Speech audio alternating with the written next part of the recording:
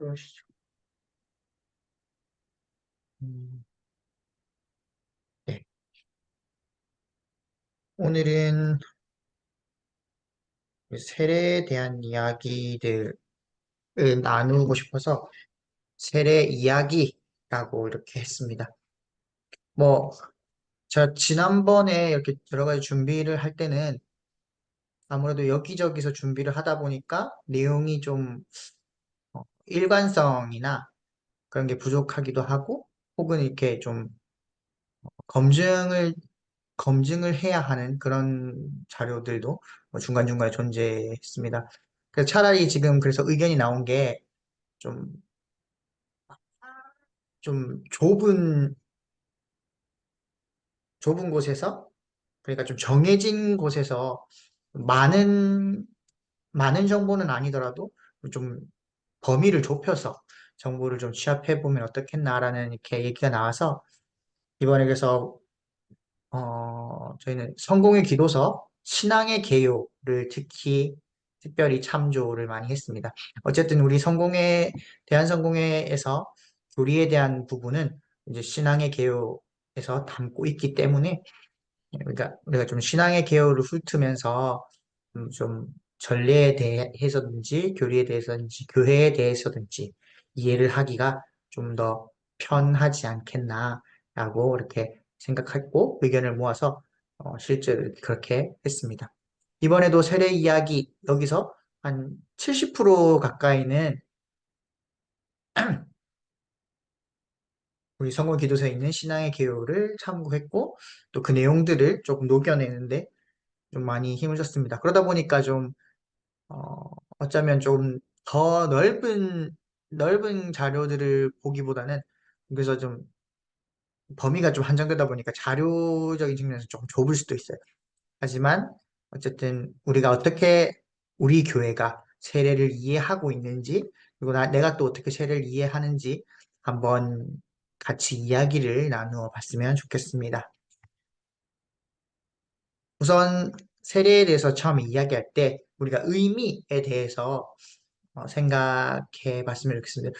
여기 지금 이 밑에 보이는 거는 이게 천주교에서 사용하는 그림이라서 여기는 이제 클러지 칼라를 하고 있는 사제인지 무슨지가 있고 신자들이 있고 옆에는 이제 수녀님이 있는 아주 그냥 그 천주교스러운 그림인데요.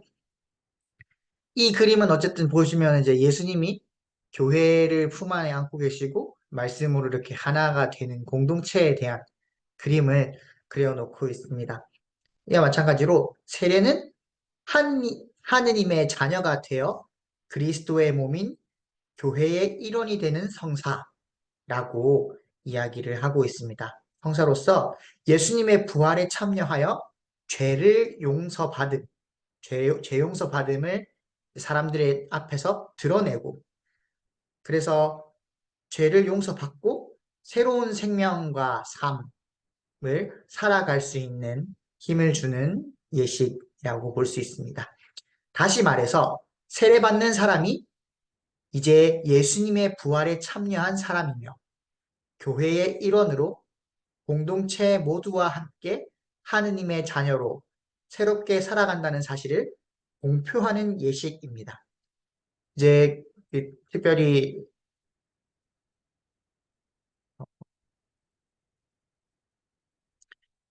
세례에 대해서 많은 경험이 있으실 텐데요. 세례를 받으신 경험, 그리고 지인들이 세례를 받을 때, 또 새로운 신자들이 와서 이제 교육을 받고 세례를 받는 모습을 보면서, 뭐 때로는 후견인으로서 그런 일들도 많이 해보셨고, 또 추천인으로도 많이 활동을 해보셨으리라고 생각합니다. 어쨌든 세례는 공동체에 들어가는 예식, 교회 공동체에 들어가는 예식이라고 우리가 알고 있습니다. 우리가 세례의 기원에 대해서는 뭐 여러 가지 이야기들이 있는데요. 음, 뭐, 많은 이야기들이 있었지만 한 네 가지를 살펴보려고 합니다. 첫 번째로는 세례가 예수의 제자들이 행하는 예수의 세례가 예수의 제자들이 행하는 입교 예식이 되었다입니다. 그 마르코의 복음 1장 9절에서 11절에 읽어드리면 그렇습니다. 그 무렵에 예수께서는 갈릴레아 나자렛에서 요르단강으로 요한을 찾아와 세례를 받으셨다. 그리고 물에서 올라오실 때 하늘이 갈라지며 성령이 비둘기 모양으로 당신에게 내려오시는 것을 보셨다. 그때 하늘에서 너는 내 사랑하는 아들, 내 마음에 드는 아들이다 하는 소리가 들려왔다. 라고 기록하고 있습니다. 여기서 우리가 유추해 볼 수 있는 것이 몇 가지가 있는데요. 우선은 예수님이 세례를 받으셨죠. 예수님께서 세례를 제정하신 게 아니고 예수님께서 세례를 받으셨습니다.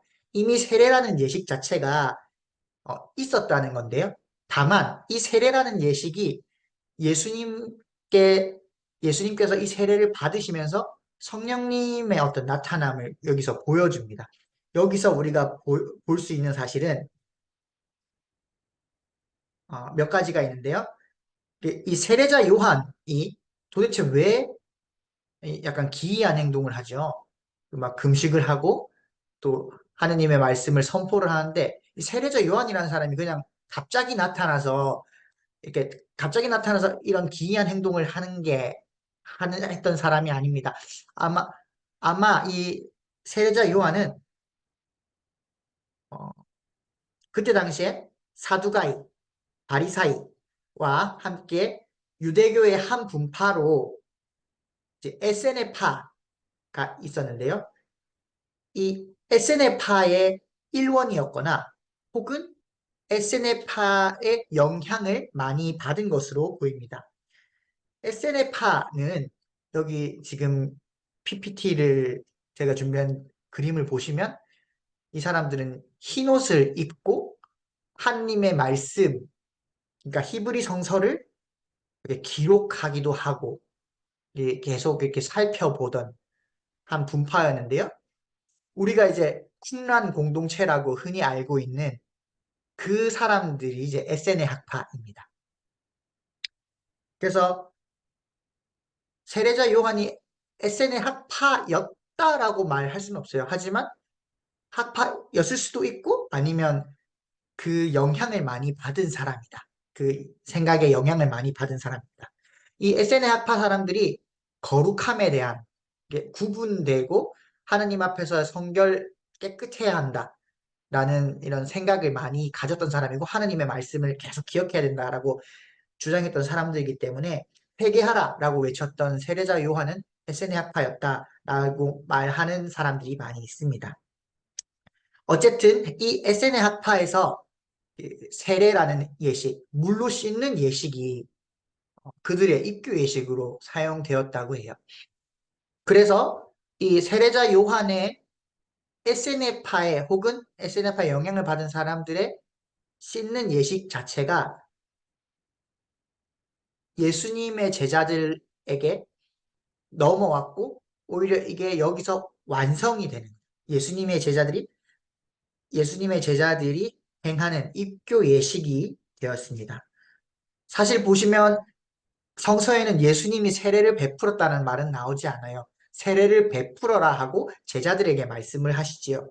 그래서 이거를 미루어 볼 때 예수님께서 이렇게 직접 제정하시진 않으셨지만 제자들에게 그리고 예수님을 따르던 무리에게 공동체에게는 새롭게 입교 예식으로 받아들여지면서 SNF파의 이 전통이 새롭게 해석됐다.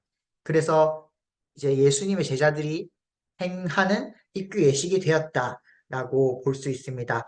그래서 세례자 요한의 세례를 예수의 제자들이 받아들여서 자신들의 예식으로 발전시킨 것으로 보입니다. 그리고 세례는 이렇게 발전을 시켰기 때문에 세례는 예수님의 마지막 부탁입니다. 마테오의 복음 28장 19에서 20절에 보면 그러므로 너희는 가서 이 세상 모든 사람들을 내 제자로 삼아 아버지와 아들과 성령의 이름으로 그들에게 세례를 베풀고 내가 너희에게 명한 모든 것을 지키도록 가르쳐라. 내가 세상 끝날까지 항상 너희와 함께 있겠다. 라고 말씀이 기록되어 있습니다. 그래서 이걸 살펴보면 그리스도인들의 입교 예식으로 세례의 방법이 결국에는 아버지와 아들과 성령의 이름으로 주고 세례를 주어라 라고 어떻게 해야 하는지 하는 방법에 대해서 나와 있습니다. 그리고 이 세례로 공동체의 구성원이 된 사람들이 지켜야 할 것이 어떤 것인지, 그리고 예수님께서 그리스도인들에게 명한 모든 것, 내가 너희에게 명한 모든 것을 가르쳐 지키게 하라, 가르쳐라 라는 이 말씀이 나와 있는 것으로 보아서 세례는 단순하게 너 세례 받았다 하고 우리 멤버야 하고 끝나는 게 아니라 너 세례를 받았으니까 약속을 지켜야 돼. 우리한테는 이런 룰이 있어. 라고 얘기를 한 것으로 보입니다. 그래서 그런 교육을 앞으로 받고, 그 세례받기 전에도 교육을 받았고, 세례를 받고 난 뒤에는 더 교육을 받아서 일원으로서 역할을 할 수 있도록 새로운 삶을 살아가는데 예수를 따라서 어떻게 살아가야 되는지를 가르쳐야 하는 교육적인 측면에서도 이 세례라는 게 작용했다라고 볼 수 있습니다. 그리고 그리스도인들에게 세례의 의미가 있습니다. 로마인들에게 보낸 편지에 6장 3절에서 4절에 보면 세례를 받고 그리스도 예수와 하나가 된 우리는 이미 예수와 함께 죽었다는 것을 모르십니까? 과연 우리는 세례를 받고 죽어서 그분과 함께 묻혔습니다.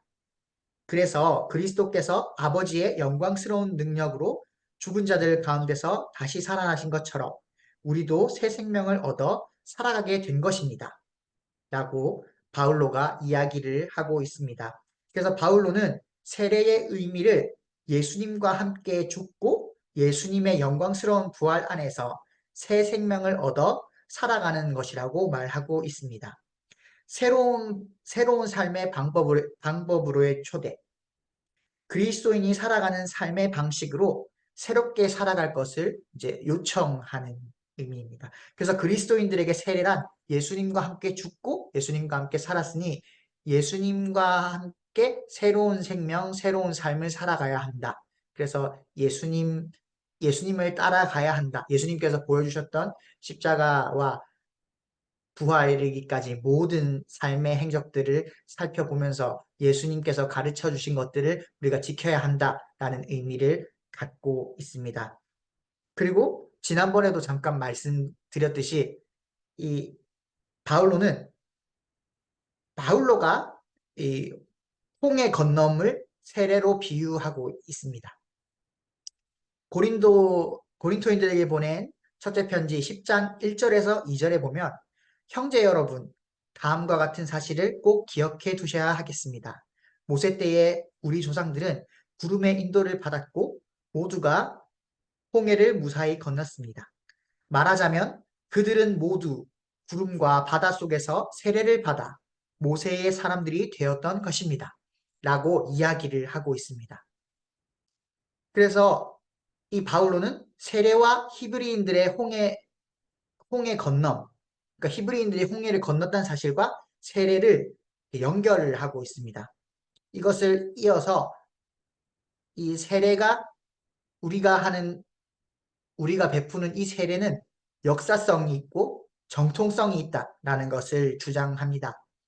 자신의 선조들이 이집트 노예에서 벗어나 하느님의 백성으로 새로운 삶을 살아갔듯이 그리스도인의 세례 또한도 하느님의 백성으로 예수님 안에서 하느님의 백성으로 새로운 삶을 살아가는 예식이다라고 바울로가 이야기를 하고 있습니다.